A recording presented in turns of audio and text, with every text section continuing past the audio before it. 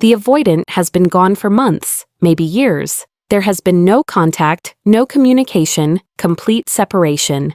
They have had time to process, to reflect, to potentially grow, or at least to understand what they lost.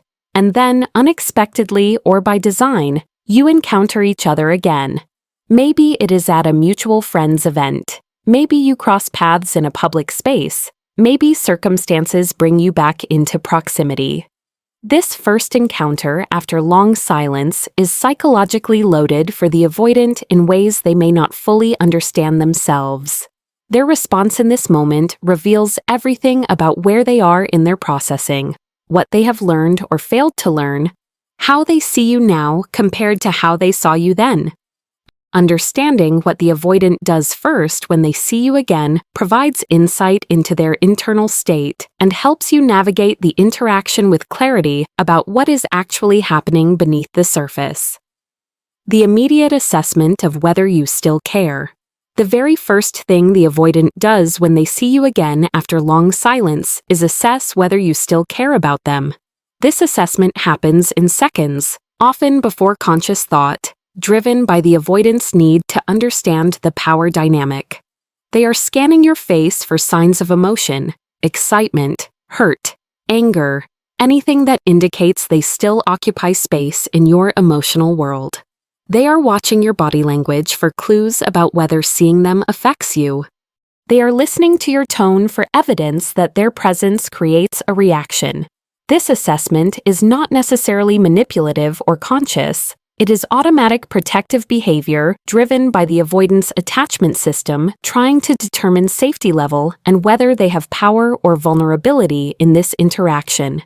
If the avoidant detects that you still care, if they see your face light up, notice your body tense, hear emotion in your voice, they often relax slightly, not because they want to hurt you, but because your continued caring means they have not been completely forgotten, that they still matter to you, that the door might not be permanently closed. Your caring, even if it is complicated or painful, provides the avoidant with psychological safety. They know where they stand. They have confirmed they still have some form of power or relevance in your life. If the avoidant detects that you are genuinely indifferent, if your face remains neutral, your body language unchanged, your tone casual and unaffected, they often experience immediate destabilization. Your indifference suggests they have been processed and released, that you have moved on completely, that whatever power they once had is gone. This is deeply unsettling for the avoidant because it means they cannot predict your behavior, cannot rely on your feelings for them to give them leverage, cannot assume anything about whether reconciliation is possible or you would even want it. The assessment itself reveals the avoidant's internal state. If they are looking for signs you still care, it means they care. If they are hoping for your indifference, it means they are trying to confirm their decision to leave was correct. If they are conflicted about what response they want from you, it means they are still processing their feelings and are uncertain about what they actually want. The first thing they do, assess your emotional state, tells you more about them than it does about the interaction itself. The instinct to test whether they still have access to you. After the initial assessment, the first behavioral response from many avoidants is to test whether they still have access to you. This test can take many forms. They might make casual conversation to see if you engage. They might touch your arm briefly to gauge whether you pull away. They might make a joke to see if you laugh. They might ask a question to determine if you will answer openly. The common thread is that they are testing boundaries, checking whether the walls that existed before the silence are still in place or whether the silence has created new barriers. This testing behavior is the avoidant trying to understand what is available to them without having to be vulnerable enough to ask directly. They cannot ask, "Do you still care about me?" or "Is there any chance for us?" because asking requires exposing that they want something from you, which creates vulnerability their pride cannot tolerate. So they test indirectly. The test is designed to gather information about your current feelings and boundaries while maintaining plausible deniability that they care about the answer. How you respond to these tests matters immensely. If you engage warmly, if you allow the touch, if you laugh at the joke, if you answer the question openly, you are communicating that access is still available, that the silence did not create impermeable boundaries, that they can still affect you and potentially reconnect with you. The avoidant receives this information and often proceeds with more tests, gathering data about exactly how much access remains. If you do not engage, if you maintain physical distance, if you respond politely but without warmth, if you answer minimally or redirect, you are communicating that access is restricted, that boundaries exist that did not necessarily exist before, that the silence changed the dynamic in ways that protect you. The avoidant receives this information and must decide whether to respect the boundaries or escalate their attempts to breach them, and this decision reveals their level of growth or continued dysfunction. The performance of being completely fine. One of the most common first responses from the avoidant when they see you again is to perform being completely fine, unaffected by the silence, unbothered by your presence, totally at peace with how things ended. This performance manifests in various ways. They might be overly casual, treating the encounter as no big deal. They might be excessively positive, demonstrating through their energy that they are thriving. They might mention new people they are dating, achievements they have accomplished, ways their life has improved. The performance is designed to communicate that they have moved on, that they do not need you, that the silence was fine for them, perhaps even beneficial. This performance is almost always defensive. The avoidant is protecting themselves from the vulnerability of admitting that the silence was difficult, that they missed you, that seeing you again affects them. By performing that they are fine, they maintain their identity as the independent one, the person who does not need others, the individual who can walk away without suffering consequences. The performance also serves to test you. If you buy the performance and believe they are genuinely fine, it gives them information about whether you know them well enough to see through their defenses. The interesting truth is that the intensity of the performance often correlates with how not fine they actually are. The avoidant who is genuinely at peace does not need to perform peace, it simply exists in them naturally. But the avoidant who is struggling, who is still processing, who is affected by seeing you, often overperforms being fine in ways that reveal the opposite. They try too hard to seem casual. Their positive energy feels forced. Their mentions of how well they are doing feel like attempts to convince themselves as much as you. Observing this performance with clear eyes allows you to see beneath it to the truth of their internal state. You are not obligated to call out the performance or to reassure them.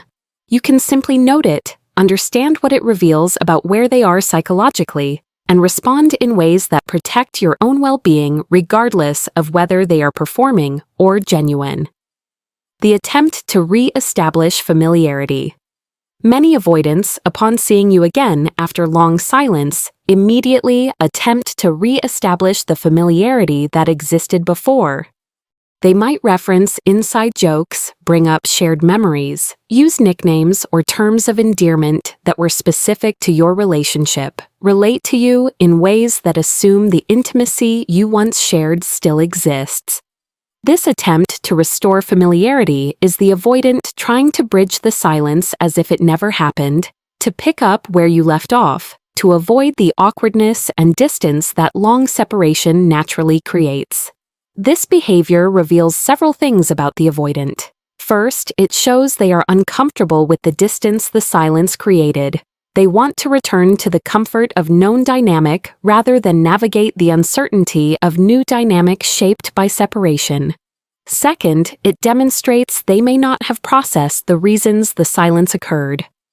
If they are trying to resume familiarity without addressing what caused the separation, they have not done the work to understand their patterns or their impact. Third, it can indicate they assume you have remained static, that you are the same person you were when they left, that the silence did not change you in fundamental ways. How you respond to attempts to re-establish familiarity reveals your own growth and boundaries. If you allow the familiarity, if you laugh at the inside jokes and respond to the nicknames, you are communicating that the old dynamic can be restored, that the silence did not fundamentally change how you relate. If you gently but firmly maintain distance, if you do not engage with the inside jokes or respond to the nicknames, if you relate to them politely but not intimately, you are communicating that the silence did change things. That familiarity must be rebuilt rather than assumed, that they do not have automatic access to the intimacy you once shared. The avoidance response to your boundary around familiarity tells you whether they can respect your growth or whether they will pressure you to return to who you were when that version of you made them comfortable. The avoidant who respects your distance, who does not push for familiarity you are not offering, who adjusts their behavior to meet you where you actually are, is demonstrating capacity for growth. The avoidant who insists on familiarity despite your signals otherwise, who continues with inside jokes even when you do not engage, who seems frustrated that you are not the person you were, is demonstrating they have not grown and are still operating from the same entitled assumptions that created problems before. The careful observation of who you have become. Some avoidants, particularly those who have done some self-reflection during the silence, spend their first encounter carefully observing who you have become. They notice changes in how you dress, how you carry yourself, how you speak, what you talk about. They are looking for evidence of growth, transformation, healing. They are comparing the person before them to the person they remember, noting differences, trying to understand what the silence did to you and whether those changes are positive or negative from their perspective. This observation is driven by multiple motivations. The avoidant may be genuinely curious about your journey, interested in what you have experienced and how you have grown. They may be assessing whether you are someone they could still be compatible with, or whether you have changed in ways that make reconnection impossible.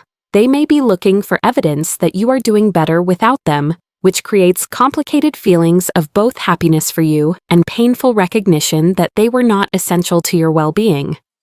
Or they may be searching for signs that you are struggling, which would validate their importance and possibly make them feel less guilty about the separation. The avoidant who observes your growth with genuine interest and appreciation, who comments positively on changes they see, who seems happy that you are thriving, is demonstrating emotional maturity and security. They can celebrate your well-being even if it means you have moved beyond needing them. The avoidant who observes your growth with apparent discomfort, who seems threatened by positive changes, who makes subtle negative comments about how you have changed, is revealing insecurity and inability to be happy for you if your happiness exists independent of them. Your awareness of their observation allows you to control what you reveal and how you present yourself. You are not performing for them, but you are conscious that they are gathering information, and you can be intentional about what information you choose to share versus what you keep private. The avoidant does not have automatic right to know your journey just because they once knew you. You can maintain privacy about your growth while still being polite in the interaction. The subtle probe for information about your romantic life. One of the most predictable first things the avoidant does when seeing you again is probe for information about your romantic life. This probe is rarely direct. They do not typically ask, "Are you seeing anyone?" straight out. Instead, they ask adjacent questions or make comments designed to elicit information. They might ask what you have been up to, hoping you will mention someone you are dating. They might make a comment about relationships in general to see how you respond. They might mention mutual friends who are in relationships to create opening for you to share your status. They might look for physical signs like a ring or ask about your living situation in ways that might reveal whether you live alone or with someone. This information gathering about your romantic life serves multiple purposes for the avoidant. Primarily, they want to know whether you have moved on, whether someone has replaced them, whether the door to potential reconciliation is closed by your involvement with someone else. Your romantic availability affects how the avoidant understands this encounter. If you are single, they have more options. They could potentially reconnect romantically if they wanted to. If you are in a relationship, especially a serious one, those options are foreclosed and they must adjust their expectations. The probe also reveals the avoidant's own emotional state. If they are probing for information about your romantic life, they care about the answer. If they were genuinely indifferent, your relationship status would be irrelevant to them. The fact that they want to know indicates they are still emotionally invested in some way, even if that investment is just curiosity or ego protection rather than genuine desire for reconnection. How you handle this probe matters. You can answer honestly and directly, providing whatever information you are comfortable sharing. You can deflect, giving vague non-answers that maintain your privacy. You can redirect, changing the subject without addressing the probe. Or you can name what they are doing, pointing out that they seem interested in your romantic life and asking directly why that matters to them. Each response communicates different things about your boundaries and your willingness to engage. The avoidant's reaction to your response tells you about their motives. If they seem relieved to hear you are single or disturbed to hear you are in a relationship, they have investment in your romantic availability. If they seem genuinely indifferent or happy for you regardless of your status, they may have genuinely moved on or have done growth work that allows them to want your happiness even if it is with someone else. The impulse to explain or justify their departure. Many avoidants, upon seeing you again, feel immediate impulse to explain or justify why they left, why there was silence, what happened from their perspective. This impulse often manifests as unsolicited explanation. They might say they needed space to figure things out, that the timing was not right, that they were not in a place to be in relationship, that the distance was about them, not you. The explanation is the avoidant's attempt to control the narrative, to ensure you understand their perspective, to manage how you see them and their choices. This impulse to explain reveals the avoidant is carrying guilt, shame, or concern about how you perceive them. If they were truly at peace with their choices and unconcerned about your opinion, they would not feel compelled to explain. The fact that they want you to understand their reasoning indicates they care how you see them, that your judgment matters to them, that they want to be seen as having had good reasons for their behavior rather than being seen as someone who hurt you unnecessarily. The content of their explanation tells you whether they have gained insight. An explanation that takes genuine accountability, that acknowledges their patterns and their impact on you, that demonstrates self-awareness about their attachment wounds, suggests real growth has occurred. An explanation that is all justification, that frames everything as about their needs without acknowledging your experience, that minimizes the impact of their behavior, suggests they have not grown and are still operating from defended position. You are not obligated to accept their explanation or to make them feel better about their choices. You can listen politely and then move on. You can ask clarifying questions if genuine curiosity exists. Or you can communicate clearly that you do not need their explanation, that you have made peace with what happened and do not require their narrative to have closure. How you respond to their impulse to explain sets the tone for whether this encounter will be about them managing their guilt or about genuine mutual engagement. The strategic positioning to look good in comparison to their memory of themselves. The avoidant in this first encounter is often unconsciously comparing their current self to the self they were when you last interacted. If they have grown, learned, changed in positive ways, they want you to see this growth. If they are essentially the same, they may try to perform growth they have not actually achieved. This strategic positioning manifests in what they choose to talk about, what they choose to reveal, how they present their life since the separation. They might talk about therapy they have started, books they have read about relationships, insights they have gained about themselves. They might mention ways they have changed their approach to dating or relationships. They might share how they have worked on themselves, addressed old patterns, become more aware. If this growth is genuine, it is valuable information.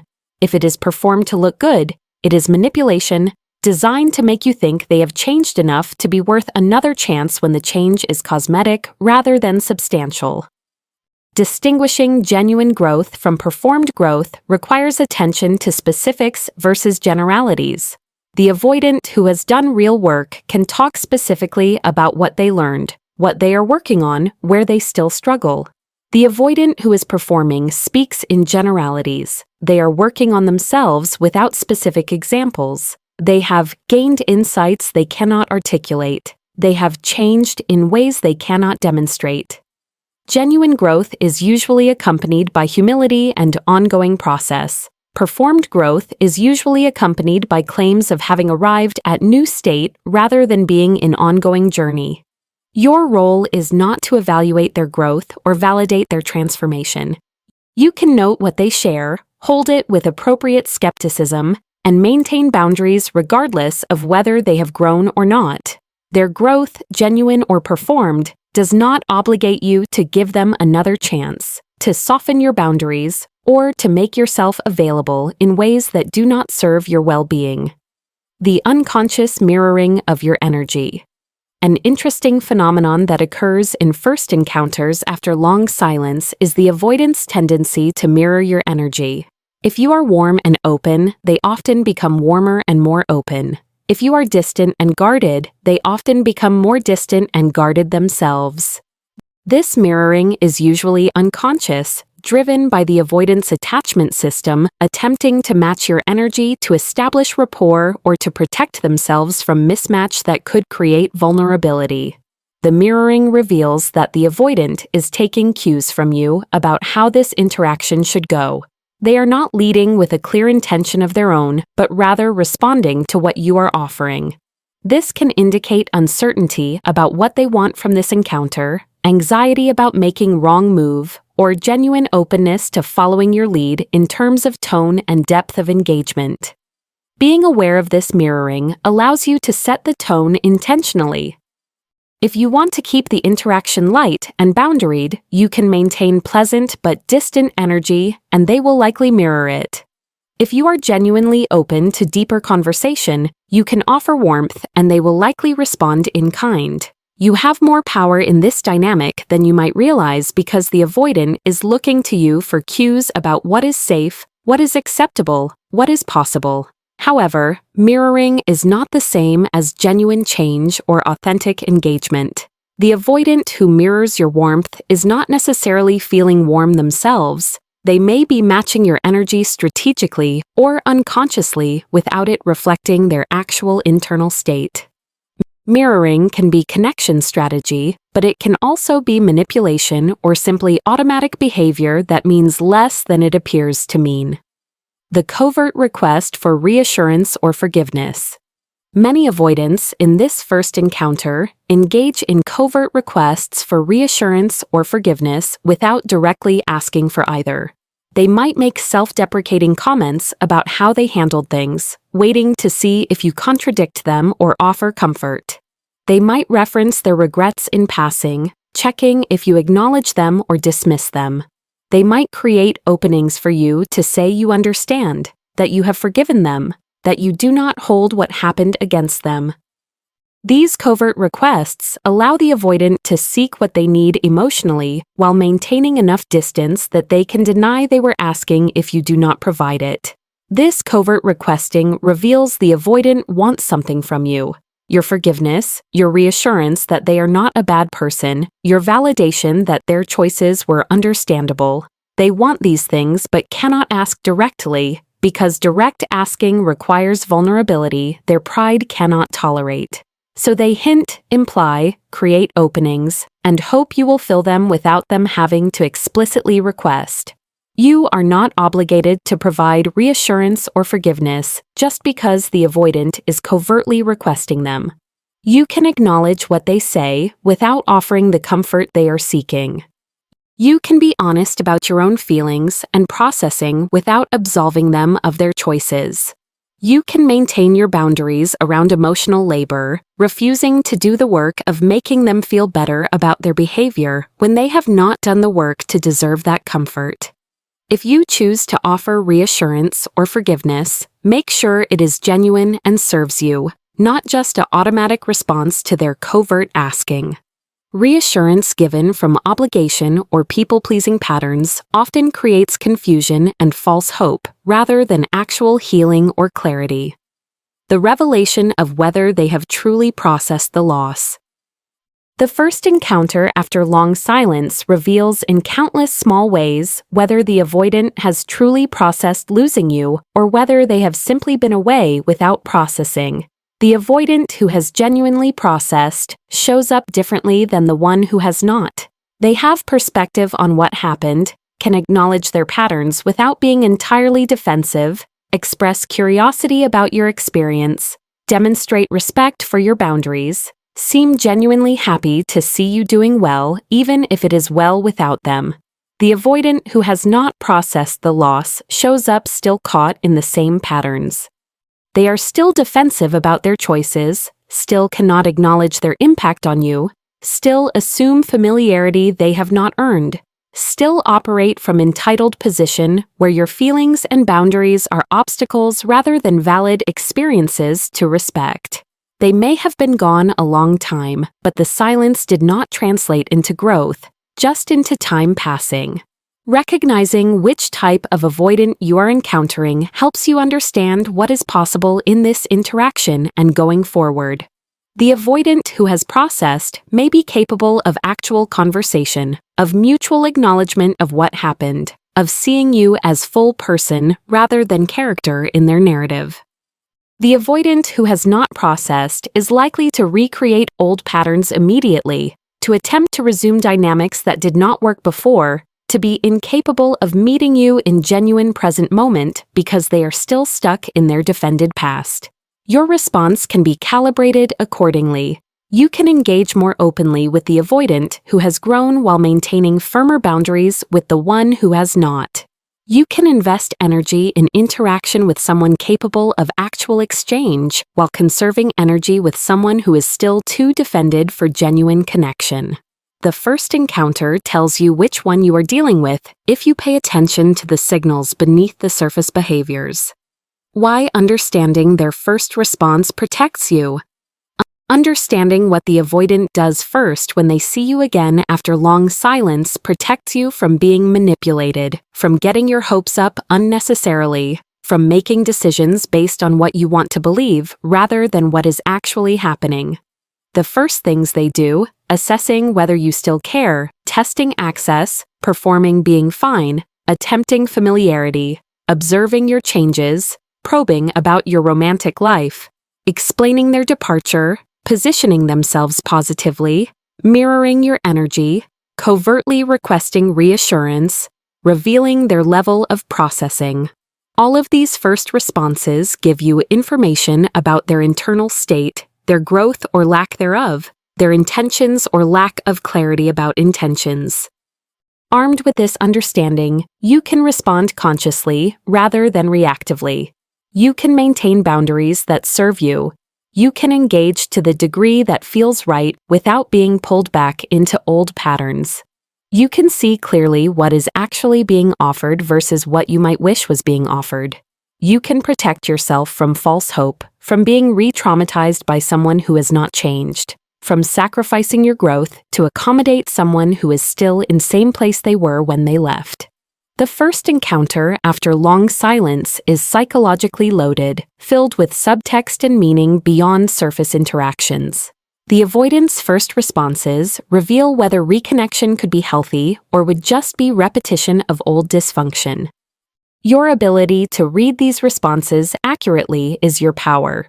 It allows you to decide consciously what you want from this encounter and any potential future interactions, making choices based on reality rather than hope, protecting the peace and growth you have built during the silence from being disrupted by someone who has not done equivalent work on themselves. The physical telltale signs in their body language.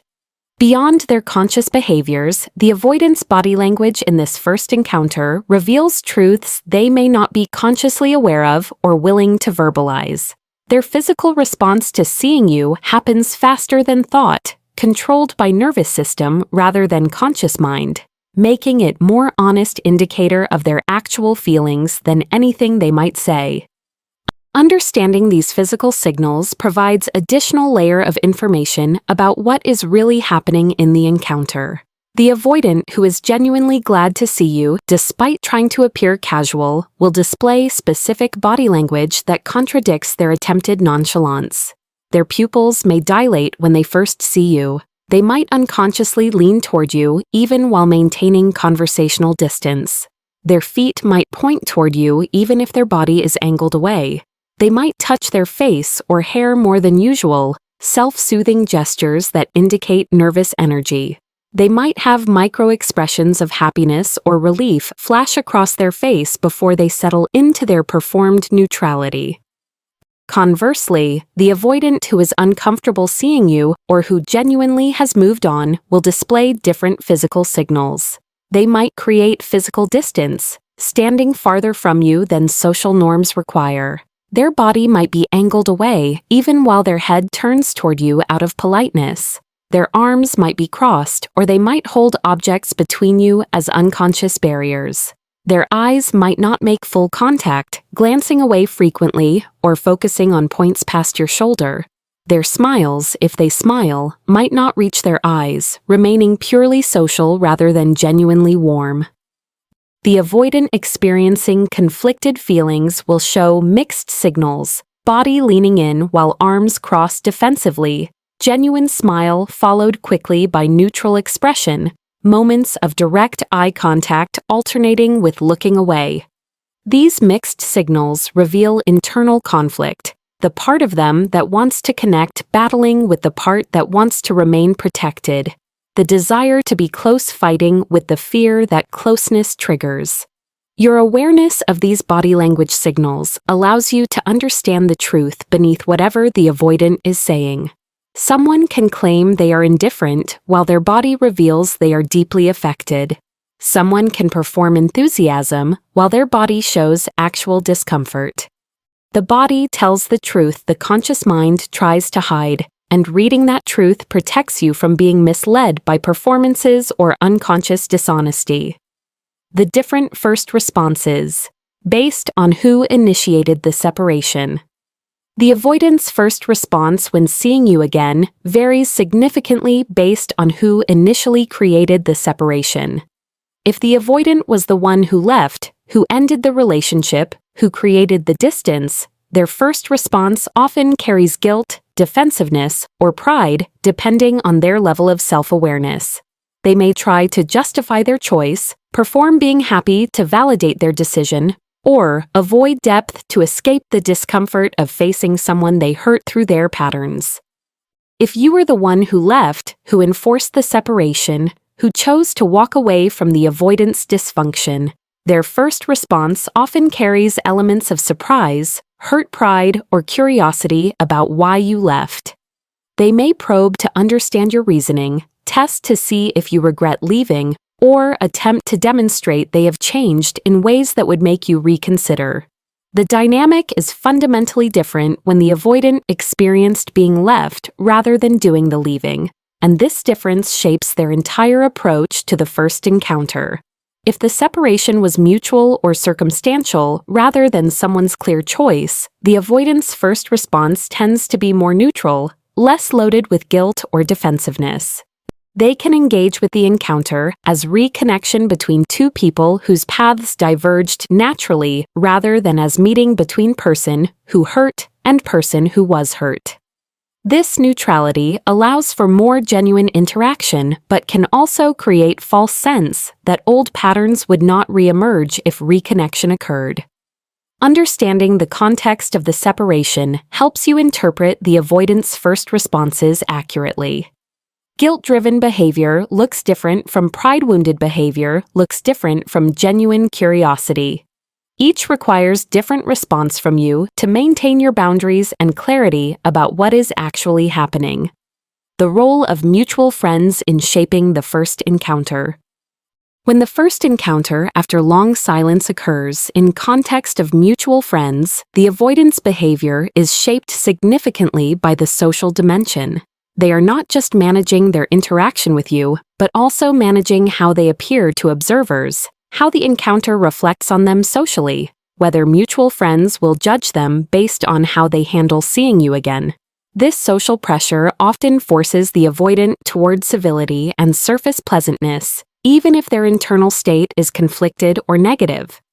The socially aware avoidant will often go out of their way to appear friendly and mature in front of mutual friends, wanting to be seen as someone who can handle the awkwardness gracefully, who has moved past any drama, who can coexist in the same social space without creating tension.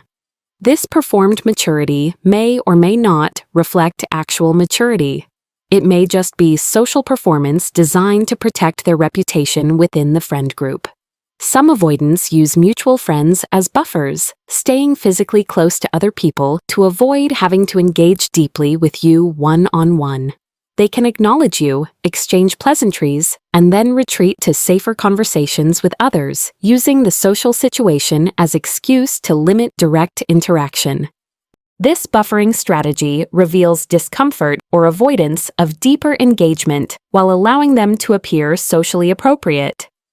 Other avoidants use mutual friends as audience, performing for them as much as engaging with you.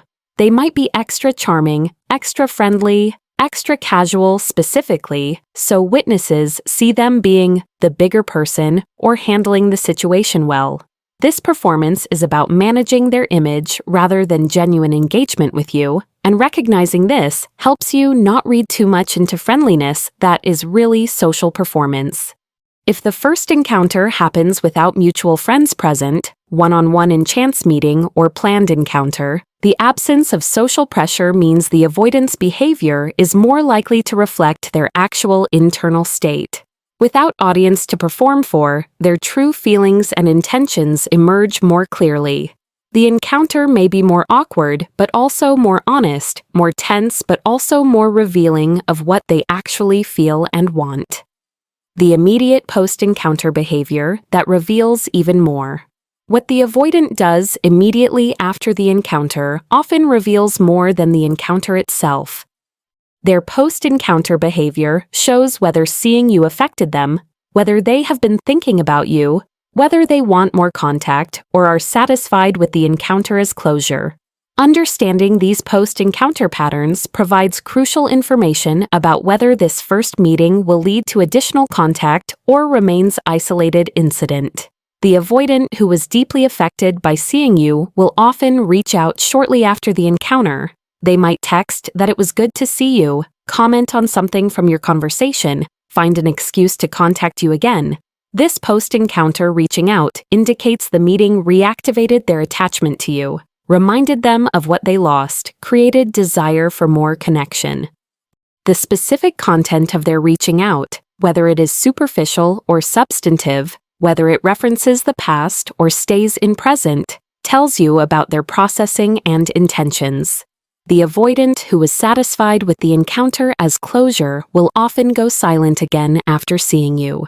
The meeting served its purpose of confirming you are okay, of proving to themselves they can see you without falling apart, of creating sense of completion that allows them to continue moving forward with their life.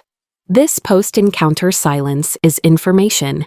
It means they have processed you as part of their past rather than potential part of their future, that seeing you did not create desire for reconnection, that they are genuinely moved on or at least committed to acting as if they are. Some avoidants will talk about you to mutual friends after the encounter, either positively or negatively, processing the interaction through social channels rather than directly with you. What they say to others reveals their internal state, whether they are defending their choices, wondering about yours, feeling regret or relief or confusion. Information often filters back through mutual networks, giving you insight into their processing without them having to expose it to you directly. Your own post-encounter processing is also important. Notice how you feel after seeing them. Notice whether the encounter left you feeling peaceful or disturbed, complete or craving more, clear about your boundaries or confused about what you want. Your internal response is information about whether this encounter served your healing or disrupted it, whether seeing them again is something you would want to repeat or something you prefer to avoid going forward. The specific first words. They choose and what they reveal. The very first words out of the avoidant's mouth when they see you again carry significant weight. These words are not random. They represent rapid, unconscious calculation about how to open this loaded encounter, what tone to set, what they want to communicate in the first moment. Analyzing these opening words provides insight into their internal state and intentions. The avoidant who opens with casual, generic greeting, "Hey, how are you?" is likely trying to normalize the encounter, treating it as mundane to reduce awkwardness or to perform that you are not particularly significant to them anymore.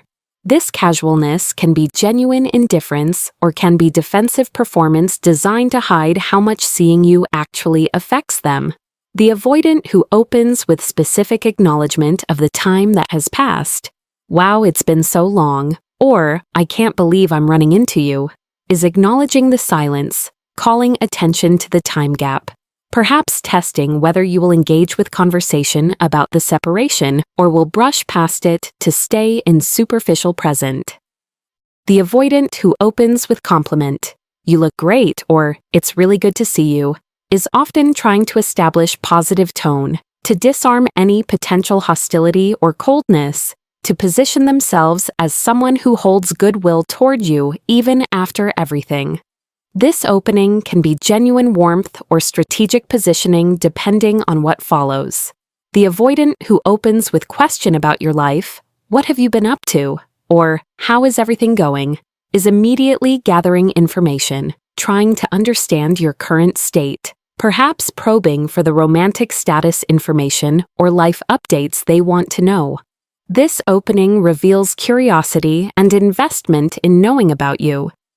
The avoidant who opens with nervous energy, "Oh, hi, I didn't expect to see you here," even when the encounter was somewhat predictable, or nervous laughter or stream of words, is revealing how much this encounter is affecting them, how the seeing you is triggering anxiety or discomfort they are trying to manage through their opening approach. Your opening words in response set the tone just as much as theirs do. You can match their energy, subvert it, or redirect it completely depending on what serves you. If they open casually and you want to maintain distance, matching their casualness keeps things light. If they open warmly and you need boundaries, you can respond politely but less warmly, communicating your guard. If they open nervously and you are feeling generous, you can ease their discomfort, or if you prefer to maintain your power, you can let them sit in their nervousness without rescuing them from it.